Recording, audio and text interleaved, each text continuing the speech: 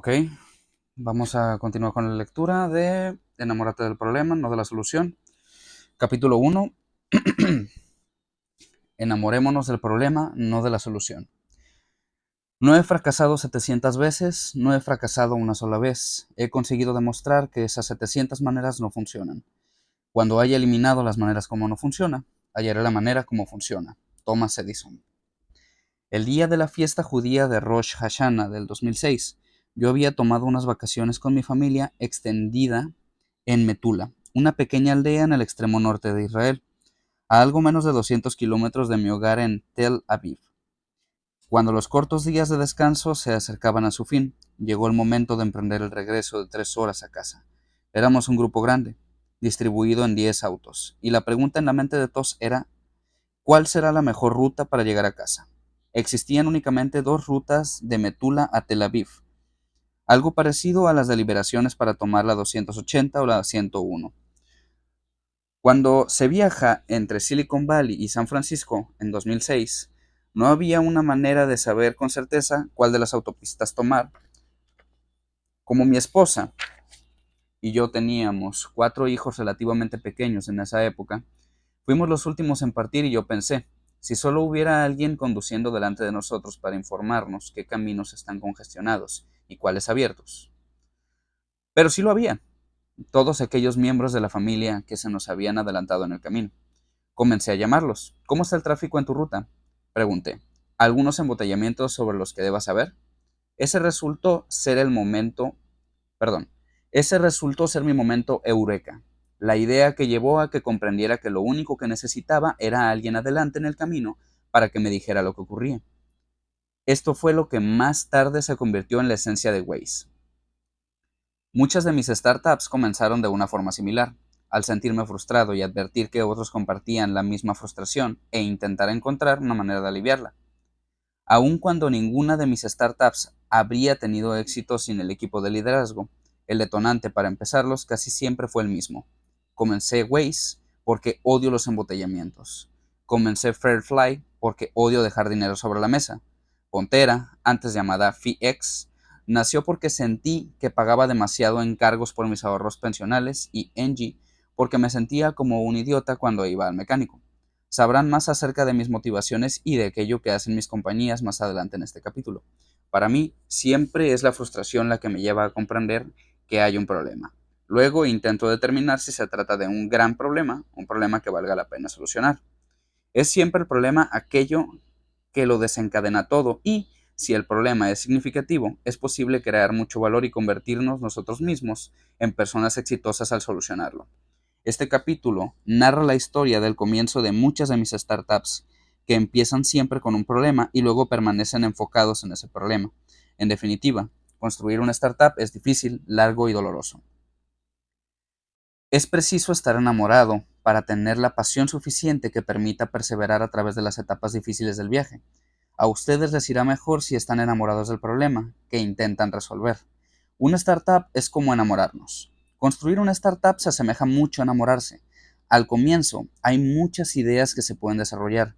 Eventualmente se elige una y decimos, esta es la idea sobre la que voy a trabajar. Al igual que es posible tener muchas citas hasta cuando eventualmente conocemos a alguien y nos decimos que esa persona es la indicada. Al principio pasamos tiempo únicamente con esa idea, pensando en el problema, los usuarios, el modelo de negocio, todo, de la misma manera como solo queremos pasar el tiempo con la nueva persona a quien amamos cuando empezamos a enamorarnos. Cuando finalmente nos sentimos lo suficientemente seguros, comenzamos a hablar con nuestros amigos sobre la idea, y por lo general nos dirán, eso nunca va a funcionar, o es la idea más estúpida que he oído. He escuchado esto muchas veces, creo que la gente ya no suele decírmelo con tanta frecuencia, pero al comienzo lo decían mucho. A veces llevábamos a nuestra novia a conocer a nuestros amigos y dicen, esta persona no es para ti. Este es usualmente el momento en el que nos apartamos de nuestros amigos porque estamos enamorados de esa idea, enamorados de lo que estamos haciendo y no queremos escuchar a nadie más. La buena noticia es que estamos enamorados y no lo escuchamos. Y no los escuchamos, perdón. La mala noticia es que estamos enamorados y no los escuchamos, pero esta es la realidad y es relevante para muchos aspectos de nuestra vida. Si no amamos lo que hacemos, hagámonos el favor y hagamos más bien algo que amemos. ¿Por qué? De lo contrario, nos estaremos condenando al sufrimiento. debemos ser felices. Puede ser perjudicial desconocer lo que otros nos dicen. Quizás los amigos, socios de negocio potenciales o inversionistas tienen algo importante que decir y no los escuchamos. Sin embargo, al mismo tiempo, es necesario estar enamorados para emprender este viaje. Será una montaña rusa larga, compleja y difícil. Si no estamos enamorados, será excesivamente duro. Antes de fundar Waze, había estado trabajando como consultor para varias startups. Una de ellas era una compañía local de navegación móvil, Telmap, que construía software de navegación para teléfonos móviles y era ofrecido como un servicio a los operadores de móviles, que a su vez lo ofrecían como una suscripción pagada a sus suscriptores. Era esencialmente una compañía de negocio a consumidor, B2B2C. Telmap obtenía la licencia de sus mapas de terceros, como la compañía israelí Mapa y el gigante internacional de mapeo Naptec. Sin embargo, Telmap no tenía información de tráfico. Me acerqué al CEO y compartí con él lo que pensaba. La plataforma de Telmap parecía el lugar ideal para desarrollar mi visión. A nadie le interesa la información del tráfico, respondió el CEO, rechazando aquello que yo consideraba una idea brillante. A la gente le interesa la navegación. No creo que la información del tráfico sea factible. Por factible quería decir nunca conseguiremos que la gente la use lo suficiente para que valga la pena financieramente para nosotros o para cambiar su ruta de acuerdo con ella. En aquel entonces, la única manera como se usaba la información de tráfico era mediante un código de colores aplicado al mapa. Verde significaba que no había tráfico, amarillo que sí lo había y rojo que el tráfico era pesado. Pero esta información no era particularmente útil.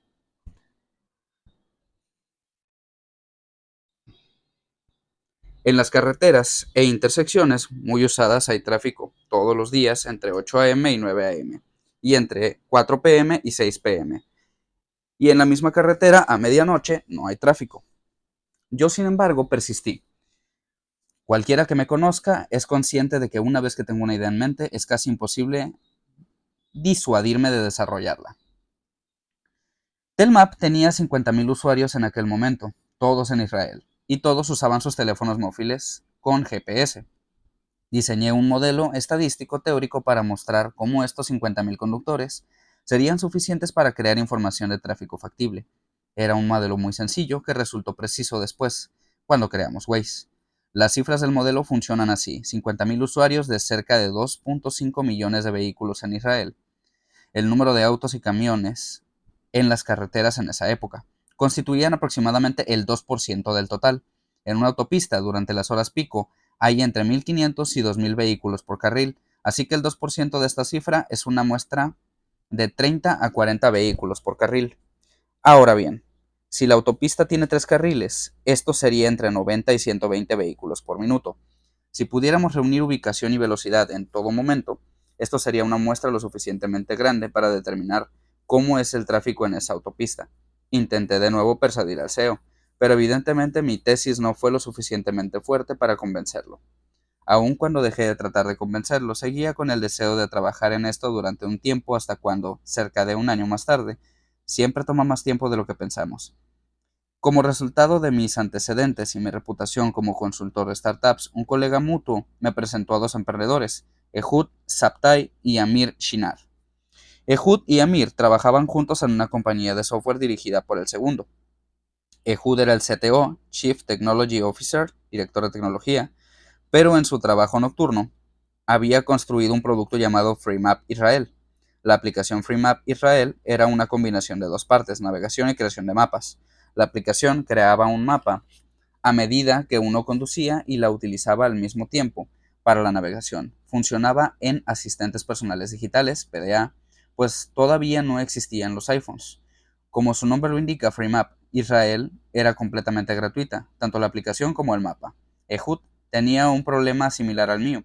Necesitaba mapas para que funcionara su aplicación, pero era excesivamente costoso obtener una licencia de un tercero para usarlos. Este fue un problema crítico para nuestras dos visiones porque sin los mapas sería imposible construir una masa crítica de usuarios que generara información de tráfico factible. Pero una startup no podía costear los altos precios que cobraban en ese entonces las compañías que elaboraban mapas. Conocer a Ehud y a Amir fue mi segundo momento mágico. Fue entonces cuando supe que había encontrado lo que necesitaba para completar mi visión de una aplicación cotidiana para evitar los atascos de tráfico. Tenía una idea, pero no una forma de implementarla. Ehud tenía la respuesta conceptual y tecnológica para el costo del mapa, así como una visión similar. De hecho, Ehud estaba muchos pasos delante de mí. Lo mío era una teoría. Él en realidad había construido ya mucho de lo que se necesitaba. La magia de los mapas de Ehud, que se dibujaban a sí mismos y creaban un mapa gratuito, era un prerequisito para desarrollar una aplicación gratuita que alentara su uso por el número de usuarios necesarios para generar datos de tráfico precisos. Desde el inicio de Waze, después de que uniéramos fuerzas en el 2007, era claro que una aplicación de mapeo, conducción, tráfico que funcionara con GPS era exactamente aquello que íbamos a construir. Ciertamente, éramos conscientes de que los teléfonos inteligentes con sistemas operativos y, por lo tanto, con la capacidad de operar con aplicaciones y conjuntos de chips integrados al GPS, eran cada vez más populares. Lo que no sabíamos en aquel momento era que Apple habría de revolucionar la industria cuando lanzó la App Store en el 2008. Esto a su vez dio a Waze su mayor impulso. Había incluso más magia en el hecho de que la misma aplicación que recolecta datos los use también al mismo tiempo. Es la crowdsourcing de todo. Identificar un problema que valga la pena solucionar. Es necesario comenzar por pensar en un problema, un gran problema, algo que valga la pena solucionar, un problema que, de ser resuelto, hará del mundo un lugar mejor. Luego debemos preguntarnos quién tiene este problema. Ahora bien, si la respuesta es solamente yo, ni siquiera nos molestemos en seguir, no vale la pena. Si nosotros somos la única persona en el planeta que tiene este problema, sería mejor consultar a un psiquiatra. Sería mucho menos costoso y probablemente más rápido que construir una startup. No obstante, si muchas personas tienen ese problema, entonces hablemos con ellas para comprender su percepción del problema. Solo después de hacerlo construimos la solución. Cuando se sigue este camino y la solución eventualmente funciona, habremos creado valor, que es la esencia del viaje. Sin embargo, si comenzamos por la solución, es posible que estemos construyendo algo que a nadie le interesa, y esto es frustrante cuando se ha invertido tanto esfuerzo, tiempo y dinero. De hecho, la mayor parte de las startups mueren porque no consiguen establecer el APM, lo cual sucede en muchos casos cuando se centran en la solución y no en el problema. Hay muchas razones para comenzar por el problema, además de aumentar la probabilidad de crear valor. Otra razón fundamental: la historia será mucho más sencilla y atractiva. La gente entiende la frustración y puede conectarse con ella. Las compañías que se enamoran de un problema se preguntan todos los días: ¿estamos avanzando hacia la eliminación de este problema? Hablan de una historia de este es el problema que solucionamos, o incluso mejor, la reducen a ayudamos a las personas X, Y, Z a evitar los problemas ABC, mientras que para las compañías que se centran en la solución, su historia comenzará con nuestro sistema o nosotros. Si el centro es una persona, resulta mucho más difícil ser relevante. Si la historia se refiere a los usuarios y se enfoca en el problema, será mucho más sencillo ganar relevancia. ¿Por qué tiene la gente respuestas tan fuertes a las ideas de nuestra compañía? La gente siente aprensión frente al cambio. Si bien es posible que hayamos incubado la idea durante largo tiempo y hayamos tenido el tiempo necesario para adoptarla o adaptarla a la visión, para otros es algo completamente nuevo, en especial si es la primera vez que nos dedicamos a un emprendimiento. Sin un nombre reconocido, el cambio que proponemos puede ser tan drástico que puede suscitar una respuesta negativa. La gente necesita tiempo para sentirse cómoda con una idea. Crear una compañía es un salto de fe. Si no estamos dispuestos a sacrificarnos, a renunciar a nuestro salario, cargo y título actuales, entonces no estamos profundamente enamorados. Si no queremos renunciar a un deporte o una afición, no tenemos suficiente espacio en nuestra atención para emprender el viaje de una startup. ¿Cómo saber cuando estamos preparados para lanzar una startup? Cuando estamos dispuestos a sacrificar. Esta es la medida más importante. Si decimos, seguiré trabajando en mi empleo actual, pero en cuanto consiga el capital, me retiro y comienzo mi propia compañía, entonces no va a suceder. No estamos mostrando suficiente compromiso, lo cual, en términos generales, les dirá lo mismo a los inversionistas, que no estamos comprometidos. Si no lo estamos, ¿por qué ellos deberían comprometerse? ¿Cuál es el problema que intentamos solucionar? El tema fundamental de este libro es: enamorémonos del problema, no de la solución. Un problema se define con facilidad. Cuando hablemos de él a otra persona, ésta debería decir: sí, yo también tengo este problema.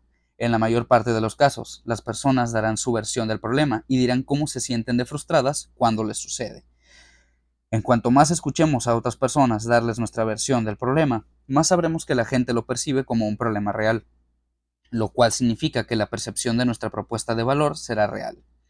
Ahora bien, Si ellos describen su percepción del problema y agregan que hay un valor para ellos si el problema desaparece, comenzamos a ver un problema muy doloroso. Pero antes de precipitarnos a construir una solución, es también preciso preguntarnos y luego validarlo con personas que enfrentan este problema, bien sea cuán doloroso es, qué tanto valor hay en solucionarlo o con qué frecuencia lo encuentran. Si solucionamos un problema que la gente enfrenta cada día y, de ser posible, algunas veces al día, por ejemplo, durante su trayecto a la oficina y de regreso a casa, se ha hallado algo grande.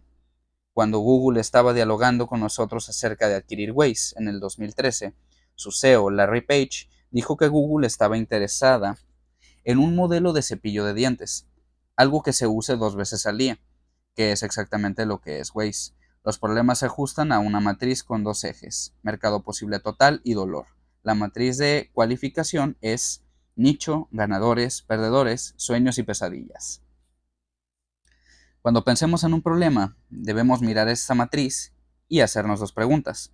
¿Qué tan grande es el mercado posible? ¿Cuántas personas tienen este problema? ¿Cuántos negocios se ven afectados por él? Luego, la pregunta más importante: ¿qué tan doloroso es? El dolor puede medirse a través de uno o dos factores: amplitud, muy doloroso, o frecuencia, ¿qué tan a menudo nos afecta? Una vez definido el problema, regresamos a la matriz y miremos dónde se ubica. Miremos cada uno de los 4 cuadrantes de la matriz. Ganadores. Es fácil de comprender, pero difícil de encontrar. Están ubicados en la esquina superior derecha, donde hay muchos usuarios y una alta frecuencia de uso, valor. Pensemos en Facebook, Google, WhatsApp y Waze. Si se le pregunta a alguien cómo oyó hablar de Waze, lo más probable es que haya sido mediante el boca a boca, por amigos. Todas las compañías exitosas en el espacio de los consumidores han crecido con base en amigos que les cuentan a amigos. Si el producto se usa con alta frecuencia, la oportunidad de que esto suceda es drásticamente mayor, porque habrá muchas ocasiones de usar el producto y muchas más de contarles a otros acerca de él. Nicho. Podría ser una compañía muy exitosa, con un potencial de enorme impacto para unos pocos. Pensemos en la cura para un síndrome médico poco común, o imaginemos que se construye un mercado para jets privados subutilizados. Hay una cantidad de ahorros en este modelo, pero es relevante para un mercado potencial muy pequeño y rico. Los nichos tienen un mercado potencial pequeño, pero su frecuencia de uso o valor es muy alta. Estas son compañías bastante buenas. Luego, perdedores. Están en el campo de la matriz donde hay pocos usuarios y un bajo uso o valor. Luego, sueños y pesadillas. Son la categoría del mercado potencial de todos, pero donde hay bajo valor o poca frecuencia de uso. Por ejemplo, un servicio para renovar la licencia de conducción.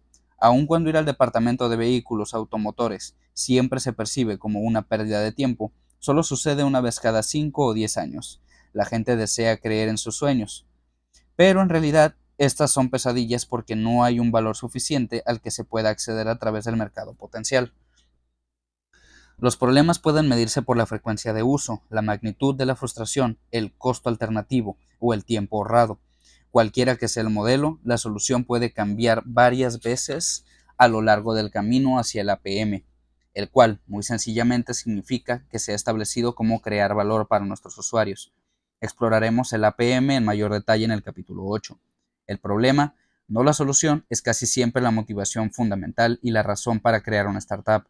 Desde luego, hay compañías exitosas que comenzaron sin un problema, como las primeras startups en las redes sociales o las compañías de juegos en línea. Pero mi enfoque es que se debe siempre comenzar con el problema y no con la solución. Encontremos el punto de dolor. ¿Cómo saber si vale la pena desarrollar un problema? Siempre comienzo por buscar el dolor. Para mí, es motivado principalmente por la frustración. Ciertamente es posible que haya otros aspectos que contribuyen al dolor, pero la frustración es crítica para que cualquier persona actúe. Si me encuentro con algo que me desagrada o me enoja, empiezo a pensar cómo arreglarlo. Mis más grandes frustraciones recurrentes son las pérdidas de tiempo, como guardar en fila, en los supermercados o en los embotellamientos de tráfico, en los sitios de seguridad de los aeropuertos, a guardar la telecilla en un centro de esquí y malgastar dinero. Odio sentir que me están enfadando. Odio sentir que me están estafando, perdón. El problema que Waze se propuso solucionar era cómo los conductores cotidianos podían evitar los atascos de tráfico. Sencillo, directo y algo con lo que podemos identificarnos. La historia es similar para las otras compañías que he creado o a las que me he unido desde el primer día. Estos son algunos de los puntos de dolor de los que se ocupan. Movit maneja la frustración de esperar a que llegue el bus. Es el Waze del transporte público y responde a las mismas preguntas. ¿Cómo llego de aquí hasta allá de la manera más rápida posible? En este caso, en el transporte público. Engie maneja la frustración de ir al taller mecánico, donde de la mayor parte de nosotros se siente entre desamparado e idiota. Pontera. Fundamos FIEX, que en el 2022 cambió su nombre a Pontera, basados en el problema de que la gente sabe muy poco acerca de sus planes de pensión. La mayor parte de la gente sabe cuánto está pagando en cuotas, no cuáles son los ahorros esperados para su pensión. Cuando era joven, mi padre alguna vez me dijo que si no sabemos cuánto estamos pagando demasiado. Resulta que la transparencia y actuar con base en este conocimiento nos ayudará a que seamos más ricos cuando nos pensionamos. Fairfly. Fairfly se ocupa del mayor secreto de la industria de los viajes. ¿Qué pasa con los costos de los vuelos una vez que se reserva un vuelo? Nadie lo sabe, porque nadie compara los precios después.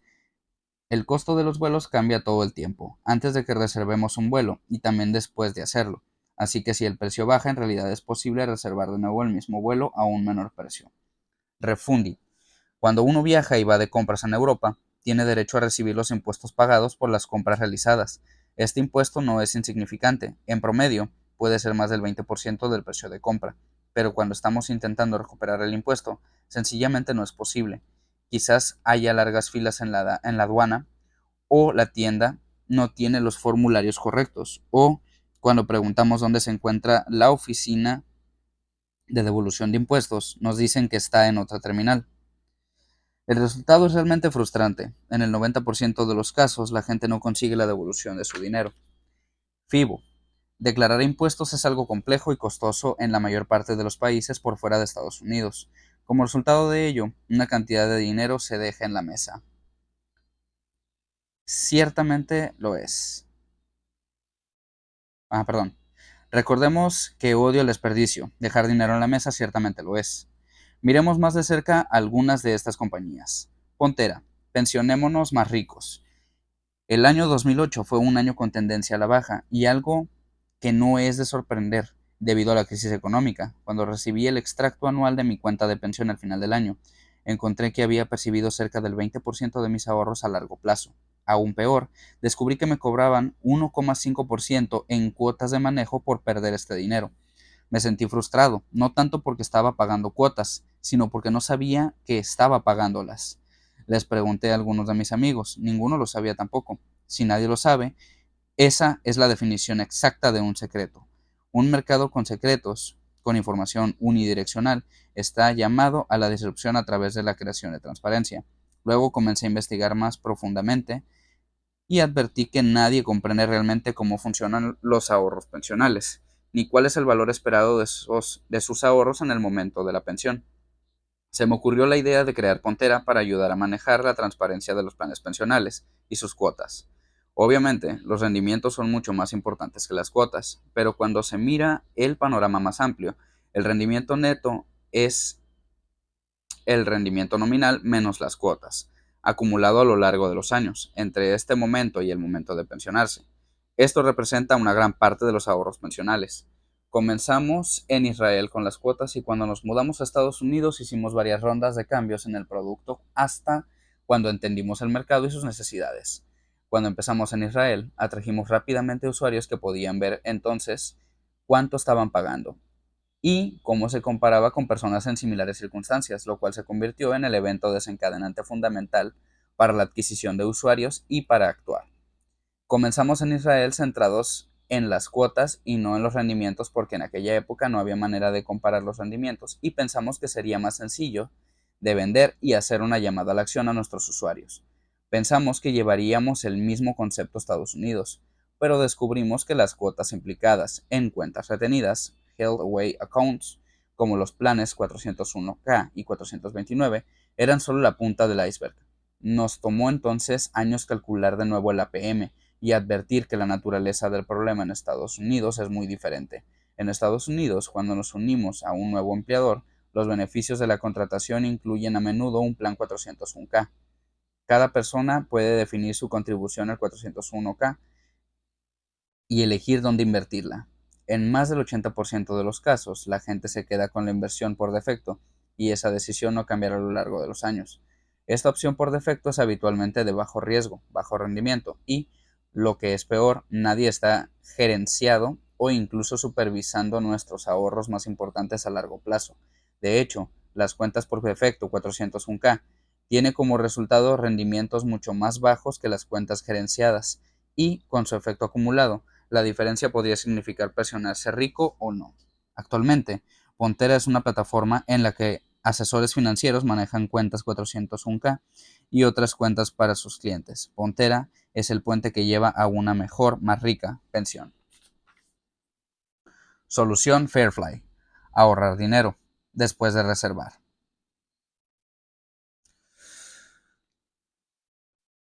Ok, voy a tomar un pequeño trago de agua porque se me está secando la garganta.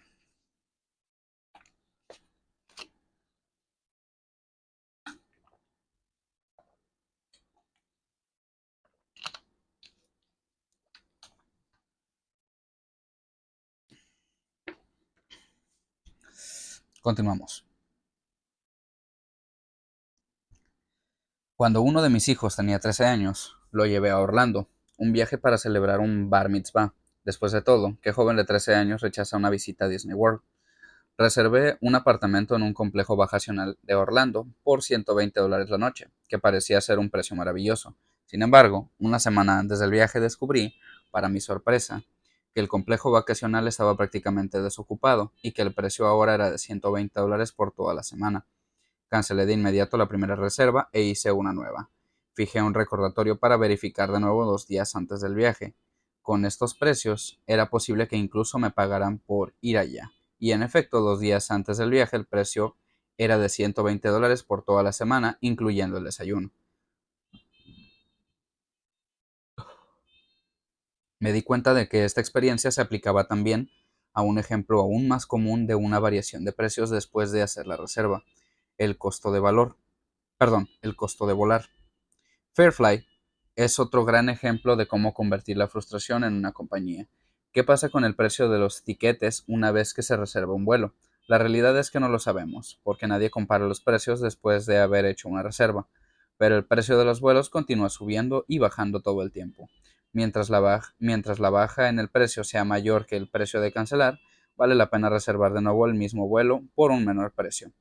Cuando estaba en Waze y necesitaba programar un viaje de trabajo a Nueva York, unos días después de haber hecho la reserva, otro de los empleados de Waze pidió acompañarme en el viaje. Le respondí que sí y regresé a Expedia para reservar el tiquete. Para mi sorpresa, descubrí que era más del 30% menos costoso que el que yo había pagado.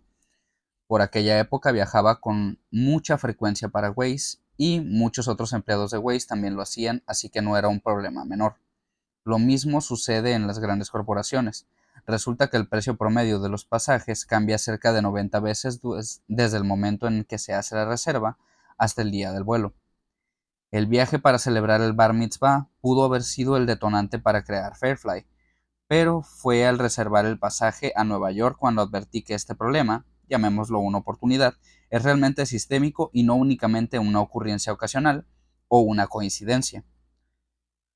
Ahora, Refundit: simplificar las compras libres de impuestos en Europa. Unos pocos años atrás me encontraba en Madrid con mi esposa, el último día que queríamos comprar algo en una tienda de artículos para deporte. Yo ya había tenido experiencia en solicitar la devolución de impuestos cuando hacía compras en Europa, y sabía que era un problema que valía la pena solucionar. Estaba buscando confirmación por parte de un usuario sin experiencia, mi esposa. Así que le pedí que realizara el proceso mientras yo observaba. Aun cuando pareciera que estaba creándole un trabajo adicional, no hay nada más importante para comprender la frustración de un usuario que observar cómo se desenvuelve esta frustración.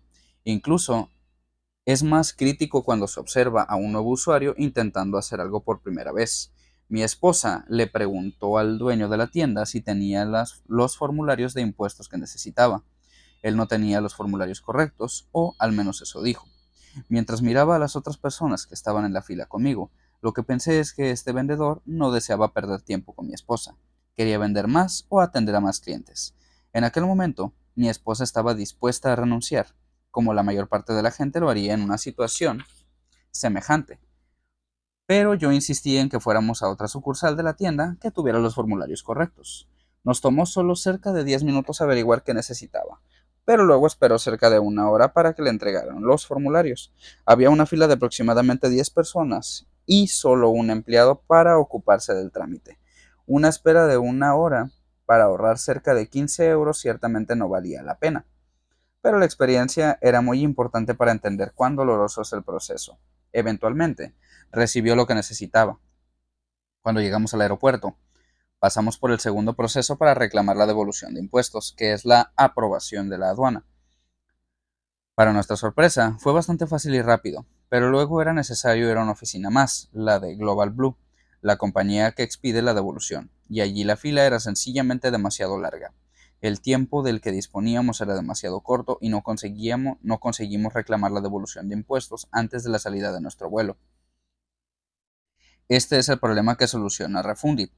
Los estimados 26.000 millones de euros al año que no son reclamados por los millones de turistas que viajan continuamente a Europa.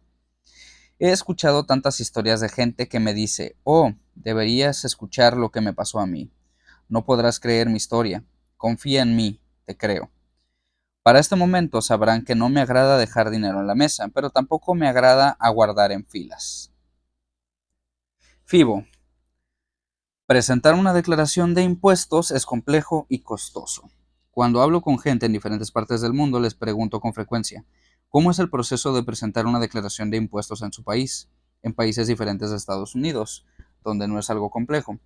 Uno puede llevar los documentos al HIR Block, una firma asesora en materia de impuestos, más cercano, o presentarlos en línea usando TurboTax. Declarar impuestos es un verdadero dolor de cabeza. Siempre escucho que es complicado, costoso o ambas cosas. Ciertamente es un gran problema para mucha gente en todo el mundo.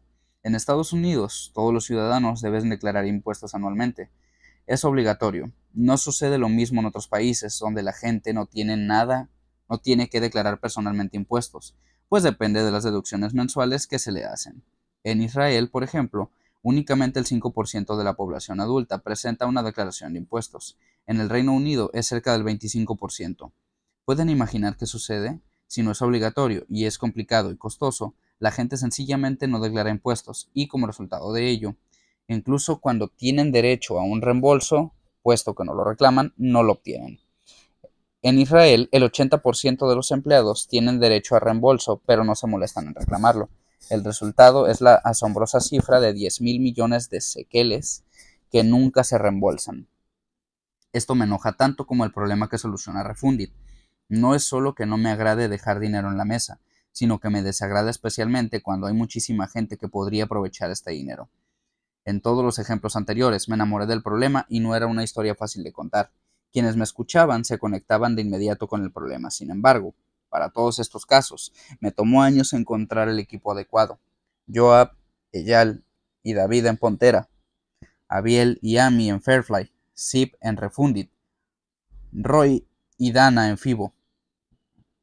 Luego comenzó el viaje, y estos equipos fueron los que nunca renunciaron, y pasaron por la montaña rusa y los retos de cruzar el desierto.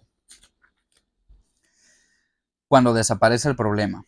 Por lo general, los problemas no desaparecen solos, pero la percepción de un problema podría ciertamente desaparecer. Esto fue lo que sucedió con Mego, una startup que fundé para manejar la frustración con la oficina de correos. Mego nació de mi frustración al recibir una nota de la oficina de correos donde me informaban que había un paquete para mí. En gran parte de Estados Unidos esto no es un problema porque el cartero lo dejará a nuestra puerta incluso si no estamos en casa. Si vivimos en un edificio, el paquete habitualmente lo recibirá el portero. Por esta razón, los paquetes en Estados Unidos por lo general están dirigidos a una dirección, no a una persona. En Israel y en Europa, sin embargo, el paquete no está vinculado a una dirección, sino a una persona específica. Por lo tanto, si esta persona no está en casa cuando llegó el cartero, el destinatario recibe una nota roja donde se le informa que debe acercarse a la oficina de correos. Desde luego, usualmente la oficina en cuestión solo está abierta unas pocas horas, poco convenientes, a la misma hora en que la gente trabaja y cierra temprano. Si esto no fuese suficientemente desalentador, hay también largas filas y nunca un lugar para aparcar. El resultado en Israel, cerca del 100% de los paquetes no se entregan en el primer intento. La situación no es mucho mejor en el Reino Unido, donde solo un tercio de los paquetes se entregan en el primer intento. Mego les ofreció una alternativa a quienes recibían notas rojas de la oficina de correos. Por una pequeña cuota, se puede escanear la nota roja, escanear nuestra identificación y alguien la buscará por nosotros. El costo, cerca de $5 por entrega. Creamos la compañía en el 2016 y comenzamos a probar el servicio en Israel. A la gente le fascinó, sin embargo, en el 2017, la oficina de correos introdujo una serie de cambios dirigidos a solucionar algunos de sus principales problemas. Ahora era posible recoger los paquetes en las tiendas locales, 7-Eleven, o en casilleros ubicados en lugares estratégicos en todo el país. En la oficina misma de correos, ahora era posible hacer una reserva para una hora específica a través de la aplicación del servicio postal o a través de un mensaje de texto. Esto redujo también las frustraciones que sentían los clientes. Además, la oficina de correos permanecía abierta hasta tarde, en la noche hasta las 8 p.m. y en ocasiones incluso hasta medianoche. El servicio de Mego aún tenía valor, pero la percepción del problema desapareció gracias a los cambios introducidos por la oficina postal. Si estuviéramos mirando el problema en el 2016, crearíamos una compañía como yo lo hice. En el 2017 no lo haríamos. A veces es una cuestión de oportunidad. Desde entonces, cerramos la compañía. Adicionalmente, he invertido en startups en las cuales no soy el fundador, pero me agrada la idea y el SEO. Mi estrategia habitual en estos casos es unirme a la junta directiva para poder contribuir con mi tiempo y experiencia. Estas startups incluyen C3, Wesky, Dynamo, Pumba y Cajun. Más acerca de algunas de mis startups. Acerca de las startups que fundé con base en problemas de los que me enamoré, estoy involucrado en otra serie de startups a las que me uní mucho antes de que empezaran. En la mayor parte de los casos, ayudé al equipo que lo creó o al CEO a comenzar el proyecto. Luego invertí en él y luego orienté al equipo a lo largo del camino y me convertí en miembro de su junta directiva. C3 es una de ellas. Conozco a su CEO desde hace 4 décadas y cuando él apenas empezaba a pensar en crear una startup, después de una larga y exitosa carrera, comencé a ayudarlo. Fui el primer inversionista de la compañía y actualmente hago parte de la junta directiva.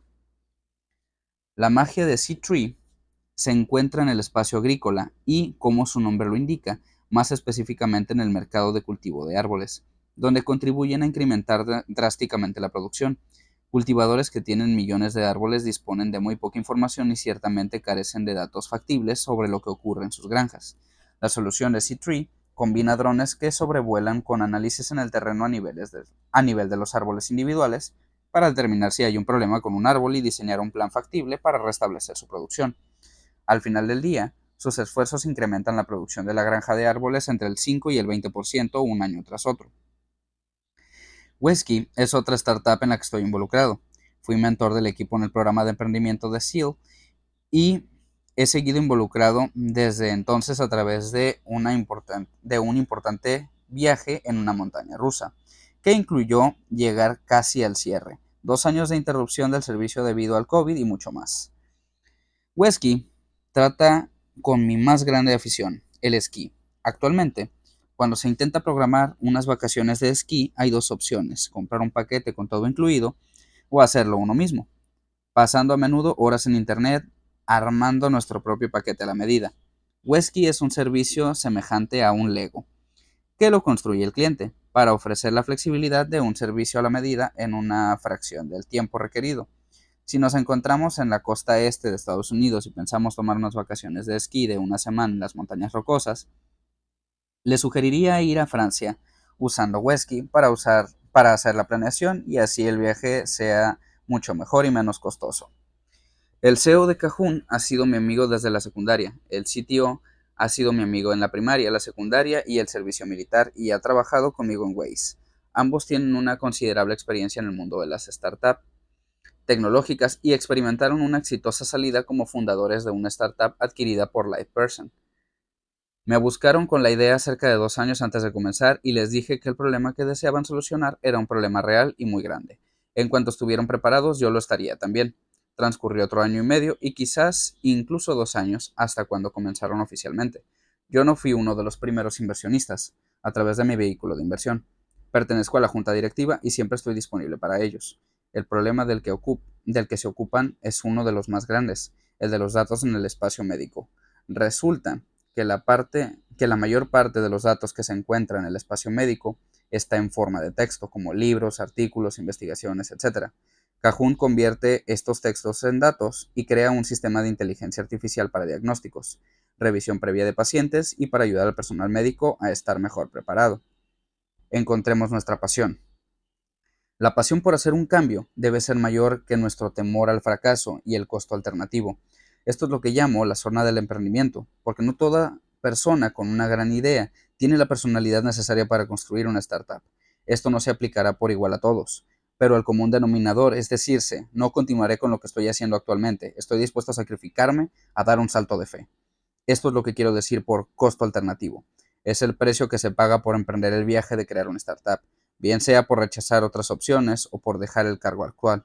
Hay sentimientos muy fuertes que crean un compromiso emocional que lleva a la pasión. Si bien en mi caso la frustración o el desperdicio podrían llevar a ella, en otros casos puede ser amor, odio o venganza.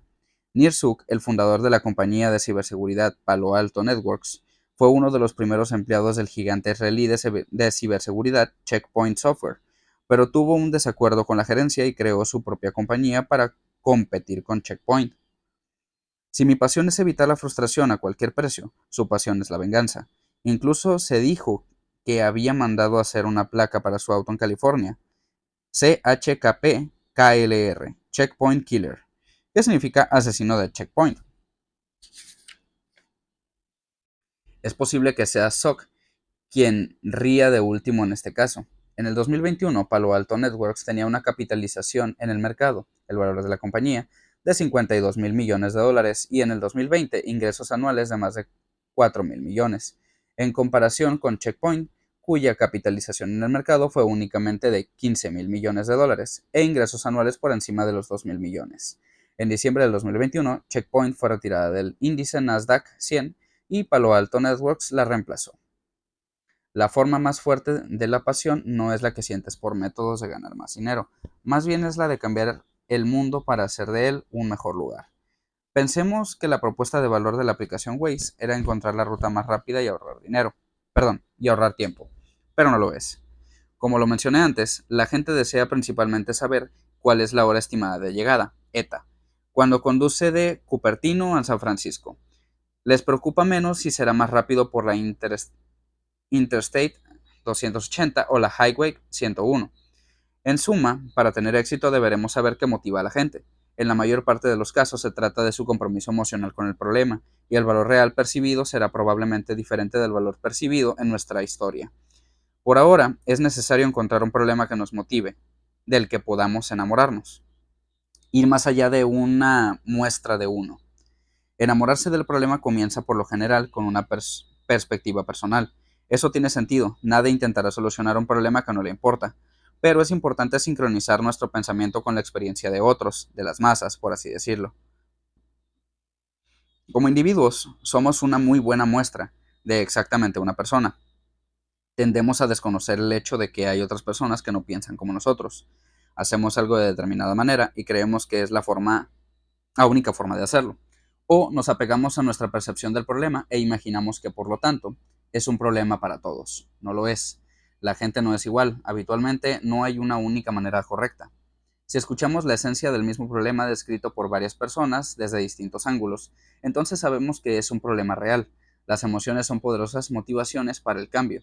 Cuando creamos Engie, fue porque escuchábamos todo el tiempo acerca del mismo problema. Nos sentimos desvalidos, o sentimos que nos están robando, o nos sentimos como idiotas en los talleres de mecánica, a menos de que seamos expertos en bujías, niveles de aceite y cosas como estas. No tenemos idea de qué hacemos allí. y no hay una cotización clara. Las reparaciones pueden costar 200 o $2,000. No sabemos cuál será el costo hasta cuando el auto ya está subido en una plataforma. ¿Quiere una cotización? Déjeme abrir el capo. Solo entonces le podré decir. En realidad, en la mayor parte de los casos, lo que hacen sencillamente es conectar el computador del auto con el computador del diagnóstico y no es necesario ni siquiera ir a un taller para eso. Pagamos de mala gana la cuenta, pues a menudo sentimos que nos robaron. Por lo general, no es así. La mayor parte de los mecánicos son profesionales honestos, pero la percepción persiste. En efecto, la investigación que realizamos para Engie muestra que cerca de 3/4 partes de la gente cree que que le están robando, cuando, de hecho, cerca de 3/4 partes de los mecánicos son profesionales y honestos. El reto es determinar quién es quién dentro del grupo más amplio de mecánicos disponibles. La incertidumbre exacerba el sentimiento de impotencia. Hay una historia que me agrada relatar en mis presentaciones. Vamos al taller y el mecánico nos dice que hay que reemplazar el carburador. Entonces, estamos de acuerdo. Hay solo un problema. Nuestro auto no tiene carburador. Hace décadas que los fabricantes no hacen autos con carburador. Eso muestra lo impotentes que somos. El otro problema con los mecánicos es que no hay una manera de comparar precios entre diferentes talleres. Cuando el auto necesita un nuevo alternador, no es posible llevar nuestro carro al siguiente taller más cercano simplemente porque el alternador no funciona y el carro está varado. Si no hay una manera de comparar precios, esto significa que el mercado está roto. Creamos Engie para manejar este mercado roto y las frustraciones al reparar un auto. Diseñamos un aparato que se conecta al puerto de datos de nuestro auto. Todos los autos nuevos fabricados durante los últimos 20 años lo tienen. La USB de Engie fue diseñada para comunicarse con un teléfono inteligente y dar una descripción en tiempo real, en un inglés comprensible, de cuál es el problema del auto. Esta baja la presión de los neumáticos, necesitamos reemplazar los frenos, luego despliega una lista de talleres disponibles en la zona con una cotización para reparar el vehículo. El tamaño del mercado para los talleres automotores. ¿Cuánto pagan los dueños de los vehículos cada año por reparaciones? Se acerca a los $1,000 millones. Ciertamente, parecía un mercado que valía la pena examinar. No pensamos que Engie fuese usado con mucha frecuencia, porque los autos por fortuna son bastante sólidos, pero descubrimos que, para estar tranquila, la gente usaba habitualmente la función Verifique el auto, que está en la aplicación. El lado de los consumidores de Engie funcionó maravillosamente, con una alta retención y frecuencia de uso. De hecho, mucho mejor de lo esperado, cerca de 5 a 6 veces al mes. Cuando inicialmente tratamos de determinar el modelo de negocio, teníamos como meta un mercado. Una vez que el conductor sabía que había un problema con el auto, pedíamos una cotización para la reparación en los talleres que se encontraban en el vecindario del conductor. La aplicación ofrecía la ventaja de saber con exactitud qué había que reparar, pero resultó que esto no era suficiente. Era una carga para los consumidores renegociar la cotización con su mecánico local, pero no lo suficiente como para cambiar de mecánico. Una exploración más profunda reveló un mercado muy complejo, en el que consumidores mecánicos y concesionarios tienen perspectivas muy diferentes sobre el mercado, y cada grupo tiene su propia agenda. Ensayamos un modelo de negocio diferente del diagnóstico remoto para que el propio mecánico se pusiera en contacto, proactivamente, con el conductor cuando había un problema, pero fue demasiado tarde y demasiado poco. A final de una travesía de 6 años, Engie cerró. Un gran problema y una historia poderosa son muy buenos puntos de partida, pero no siempre son suficientes para tener éxito. Pudimos determinar el APM para los consumidores, pero no para un mercado ni para una herramienta de retención. Estábamos llegando al final de la financiación y habíamos iniciado diálogos con unos nuevos inversionistas en Asia. Luego nos golpeó el COVID-19 y los inversionistas desaparecieron. Sencillamente no teníamos más fondos para continuar ni para encontrar otro inversionista. Fue como lo dijo alguna vez Michael Jordan: nunca he perdido un juego, solo se me acabó el tiempo. Obviamente la travesía de Engie, como todas las otras, fue un largo viaje por una montaña rusa de fracasos. Hubo altibajos, incluyendo un cambio de varioseo, que hoy en día creo que fue un error. Pero la baja de la que no pudimos recobrarnos fue la desaparición de un inversionista que le dijo a la compañía que estaba dispuesto a invertir y luego desapareció. Esto, junto con la falta de apoyo de parte de los inversionistas durante la pandemia, llevó a Engie a su fin. El camino fácil no es para las startups.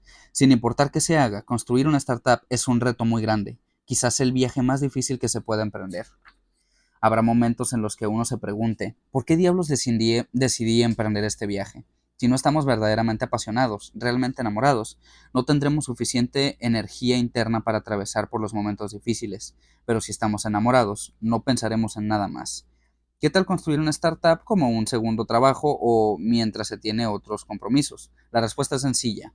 Para emprender con éxito el viaje de una startup es necesario invertir el 200% de nuestro tiempo, esfuerzo, atención y todo en la startup y 0% en todo lo demás. Nada más funciona. Estamos a punto de embarcarnos en una montaña rusa, un viaje de pesadilla, que será un reto tan grande que si no comenzamos con suficiente pasión, no llegaremos al otro lado. Si no nos enamoramos del problema, simplemente no podremos pasar el punto en el que sentimos que nada funciona y estamos preparados para abandonarlo todo. Consejos para startups.